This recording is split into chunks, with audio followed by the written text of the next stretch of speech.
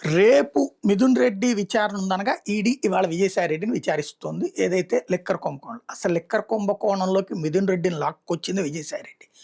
అదే సందర్భంలో రాజకేశ్ రెడ్డి ఇష్యూ అంతా కూడా బయటపెట్టిందే విజయసాయి రెడ్డి. ఇప్పుడు ఆ కేసు ఈడీ విచారిస్తోంది. ఇంతకుముందు కూడా విచారణలు పూర్తయిపోయినాయి. ఇప్పుడు ఏం చెప్తారు? విజయసాయి రెడ్డి వ్యవహార శైలి, విజయసాయి రెడ్డి గురించి పార్టీలో ఆయనకి జరిగినటువంటి ఇష్యూస్ గురించి తెలిసిన వాళ్ళు చెప్పే పాయింట్ ఏంటంటే, విజయసాయి రెడ్డికి మిథున్ రెడ్డి వాళ్ళ మీద చాలా కోపం ఉంది. ఎందుకంటే ఇప్పుడు కొన్ని కొన్ని ఇష్యూస్‌లో విజయసాయి రెడ్డి అంటే ఇక్కడ ఇటట్లో మనీ మ్యాటర్సే ఉండొచ్చు. లేకపోతే గనక భవిష్యత్ అవసరాల రీత్యా ఉండొచ్చును. ఏయన్నా ఓకే చేస్తే అంతకంటే మంచి ఆఫర్‌లతో వ్యవహారాల్ని మిథున్ రెడ్డోళ్ళు తీసుకొచ్చేవాళ్ళు.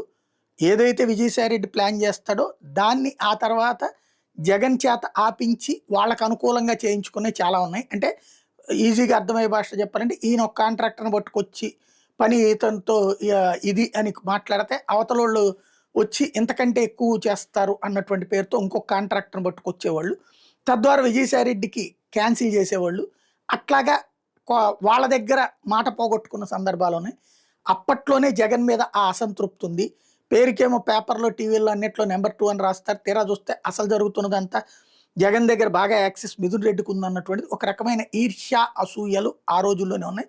లేదా తను అవమానపడుతున్నారన్నట్టు. దాంతోపాటు ఏదైనా పదవి ఇవ్వడం, ఆ పదవులు తీసేయడం ఇట్లాంటివి కూడా ఒక అసంతృప్తికి గురైంది. ఓవరాల్‌గా తను అవమానించబడ్డానన్నటువంటిది విజయసాయి రెడ్డిలో ఉన్న కసి. అదే జగన్ పతనం కోరుకుంటున్నది ఒక ఎత్తైతే, మిథున్ రెడ్డిని ఆర్థికంగా కూడా దెబ్బతీయాలన్నది విజయసాయి రెడ్డి ప్రయత్నం. అందులో భాగంగా ఆ రోజుల్లో తనని ఇబ్బంది పెట్టినప్పుడే పరోక్షంగా వేరే వ్యక్తుల చేతన ఈడీకి, సిబిఐలకి కంప్లైంట్లు కూడా చేయించాడు విజయసాయి రెడ్డి అన్నటువంటి అంశం కూడా చెప్తున్నారు. కాబట్టి ఇప్పుడు విజయసాయి రెడ్డి వాంగ్మూలం ఇచ్చేటటువంటి సందర్భంలో మిథున్ రెడ్డి వాళ్ళకి సంబంధించి ఏదన్నా ఇన్ఫర్మేషన్ గ్యాదర్ చేసి వాళ్ళని ఏదన్నా ఇందులోకి లాక్కొచ్చి మిథున్ రెడ్డి వాళ్ళని ఆర్థికంగా దెబ్బతీసేటందుకు ఏమైనా ప్రయత్నిస్తారా చూడాల్సి ఉంది.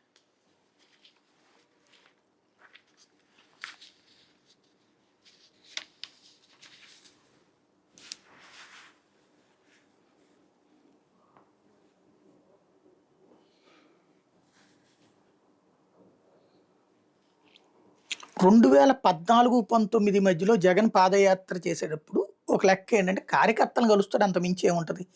ఎందుకంటే హామీలు ఇవ్వడమే తప్పించి అంతకుముందు పరిపాలన అనుభవం లేదు కదా. వాళ్ళ నాన్న పరిపాలన అన్నటువంటిది అయిపోయింది అది 2014లోనే. అదే చంద్రబాబు నాయుడు గారు పరిపాలన అనుభవాన్ని చూపించారు. ఆయన్ని 2014 గెలిపించారు. కాబట్టి ఆయన పరిపాలనకి సంబంధించిన ఓటు ఆయనకు పడుద్దా, ఆయనకు వ్యతిరేక ఓటు జగన్‌కి పడుతుందా? ఇదే. ఇప్పుడు జగన్ పాదయాత్ర మాత్రం తెలుగుదేశానికి ఒక పెద్ద ట్రబుల్ సమ్మె అనమాట. ఎందుకంటే పరిపాలన కంపారిజన్ ఇప్పటికే జరుగుతుంది కదా. ఇప్పుడు జగన్ పరిపాలన చేస్తున్నంత సేపు నెగిటివ్ ప్రచారం చేశారు. కానీ జగన్ మీద పరిపాలన సందర్భంలో ఈ స్థానిక నాయకుల యొక్క గొడవ మొదట్లో లేదు. కరోనా టైంలో నాయకులందరూ వాళ్ళ జేబుల్లో డబ్బులు పెట్టినే ప్రజలకు చేశారు. తన అధికారంలోకి రాగానే మొదటి 3 ఏళ్ళు కూడా చాలా ప్రశాంతంగానే ఉంది. అన్నీ సక్రమంగానే జరిగినాయి. దాంతోపాటు సంక్షేమ పథకాలు చివరి రోజు దాకా ఇస్తానే వచ్చాడు. ఏ రోజున ఆపలేదు జగన్మోహన్ రెడ్డి. పరిపాలన పరంగా చెప్తే మాట నిలబెట్టుకునేటటువంటి వ్యక్తి అన్నది జగన్కున్న పేరు. మాట చెబుతారు కానీ అందులో పావు వంతు చేసి 200 వంతు ప్రచారం చేసుకుంటారు అన్నది పబ్లిక్లో కనబడినటువంటిదే. 2014 టైంలో చెప్పినటువంటి సంపూర్ణ రైతు రుణమాఫీ, సంపూర్ణ డ్వాక్రా రుణమాఫీ, నిరుద్యోగ భృతి, ఆ రోజున చెప్పినటువంటి అన్నీ ఆగిపోయాను. పెన్షన్ పెంచడం ఒక్క విషయంలో మాత్రమే చంద్రబాబు గారు 2014లో అయినా కరెక్ట్‌గానే చేసుకొచ్చారు. 2024లోనే కరెక్ట్ చేశారు. మిగతా అన్నీ రాంగే. పైగా ఇప్పుడు ఫీజు రియంబర్స్‌మెంట్‌ల నుంచి, ఆరోగ్యశ్రీల దగ్గర నుంచి అన్నీ నానా తిప్పలు పడుతున్నటువంటి సందర్భంలో రగులుతున్న ప్రజల్లో ఉన్నటువంటి కోపానికి ప్రతిరూపం అవుతుంది. రైతులకు సంబంధించి ఎదురవుతున్నటువంటి ఇబ్బందులు, విత్తనాలు, ఎరువులు ఇట్లాంటి వాటికి ఎదురవుతున్నటువంటి ఇబ్బందులు ఇవన్నీ కూడా సహజంగా జగన్‌కి ఫెచ్చింగ్ అవుతాయి. పరిపాలన కంపారిజన్ చూస్తారు. చంద్రబాబు పరిపాలన అద్భుతం అని నమ్మేటటువంటి తెలుగుదేశం వాళ్ళు జగన్ పరిపాలన ఆ దృక్పథంతో చూసి జగన్కి పరిపాలన చేత కాలేదన్నారు.